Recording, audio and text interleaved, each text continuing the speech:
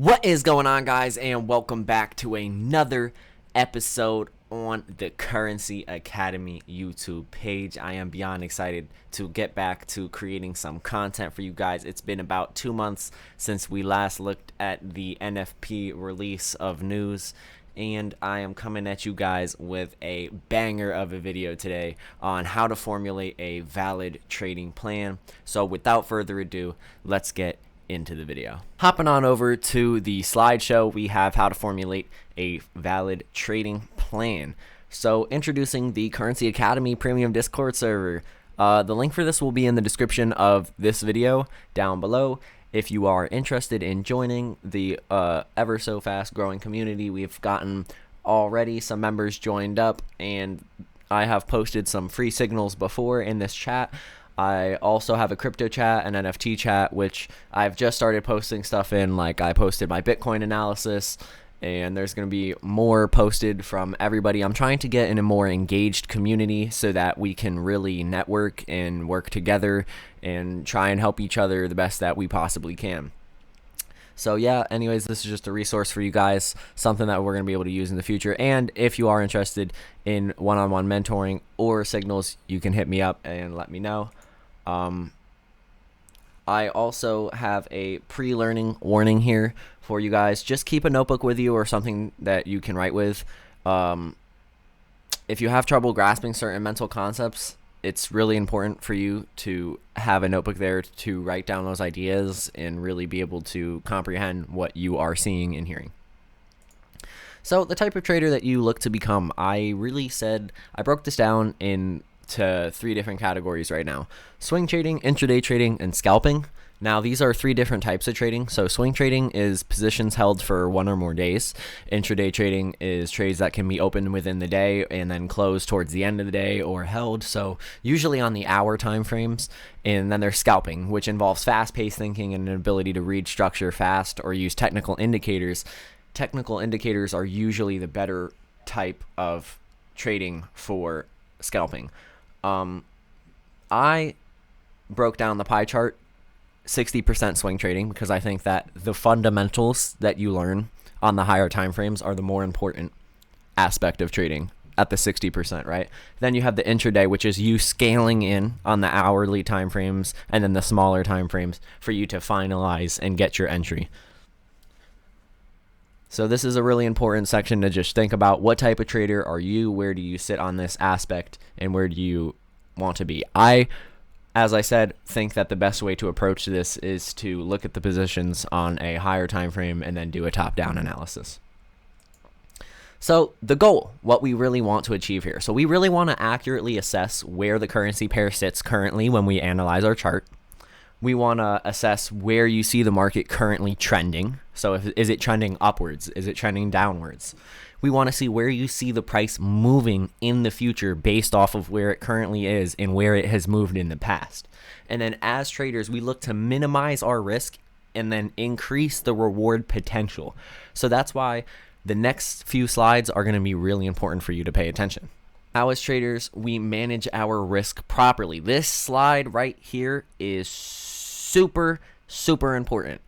So as a trader, I look to have a minimum 1-to-4 risk to reward ratio. So I kind of did a whole drawn out thing for you, but with this rule in place, if we are to lose, we will only lose 1/4 of what we could have possibly gained. So if we win one trade, we continue with this method, and if we lose 2 trades, right, and we lose that 2 trades, we will still be up the 50 pips in this scenario, right? So the idea in this market is to be as consistent as possible and really manage that risk. So for you guys to understand this whole 25 pip, 25 pip, 25 pip, 25 pip, right? So say your stop loss is 25 pips, right? That means if price draws down from your entry, so say you're predicting it's going to go up right here, right? And then it goes up 10 pips, but then it drops down into negative 10 pips, right? it's okay. That trade will stay open. But if it strikes 25 pips at the very bottom of your stop loss, it's going to close out that position. But when price is inside this area and not hitting that 25 pips, it's known as drawdown. And drawdown is that period where some people, they get scared and they close out their positions early and they don't hold on to their true analysis. But if we can just hold this principle of waiting and risking 1 to 4, right? We want to have 4 times the return for our small investment of just a fourth, right? Then finding out what confirms best with you for your entries, right? So on the left, we have the EMA and the SMA. These are simple moving averages and exponential moving averages. So say it is a 10-period exponential moving average. That means it takes the last 10 candlesticks worth of information, averages it out, throws it on a line, right? Or you have the SMA, which does the same exact thing, but the SMA is slightly wider than the EMA. The EMA will follow closer to the candlesticks, right? So generally speaking, when price is above the moving averages and when the moving averages cross over to the upside, you're in an uptrend. If they cross down right here, like it did up here, then you're in a downtrend. Now, another important concept for you guys to understand is the support and resistance, right? So support and resistance is when you see buyer pressure accumulate in these areas towards the bottom, right? And then you see price come up and hit what's known as resistance, right? So you look to the left of you and say, okay, wow, price has bounced off of here, right? So then when price comes up to that area, we look to the left and we say, wow, price bounced right here. It might go down here again. So then we look for that. And if that prints, then we know that that resistance is held again. So then we wait, and then we know it's going to come down to support, right? So in this period, it's consolidating through this period, right? And then eventually we see a break, right? So when you see a period of consolidation like this, all this chart is telling you is that when it breaks out, see how in this case it broke to the upside.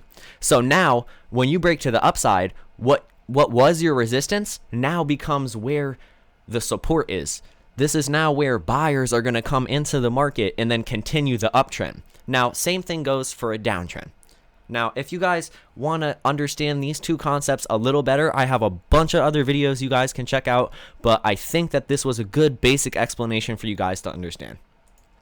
So debunking a myth that I feel many talk about. So in currency trading, many times you will hear people tell you to focus on a few pairs, like 2 to 4 pairs at most. And for many, this is what works best for them. I understand why you would think that doing 2 to 4 pairs is something that you can focus better on. And listen, if you want to spend less time doing your analyses every day or every week, whatever it is, because you don't have to do an analysis every day to trade, right? You can do, when you're trading on higher time frames, you can place a trade and then hold that trade for a week, 2 weeks, 3 weeks, and it's just trending values. So essentially, I just think that this is something that we can really reconsider, the 2 to 4 pairs. I think that we can look at as many pairs as we feel we have the time to do properly.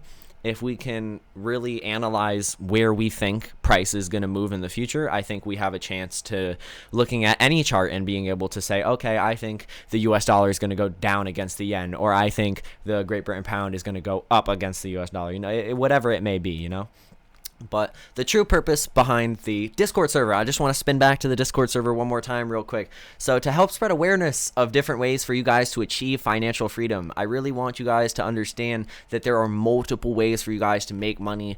And it's not just currency trading, but I'm just trying to put you guys on. So I want you guys to engage and post in this community chat. So if you guys do analyses, you guys are more than welcome to post your analysis in the basic community chat for all of you guys.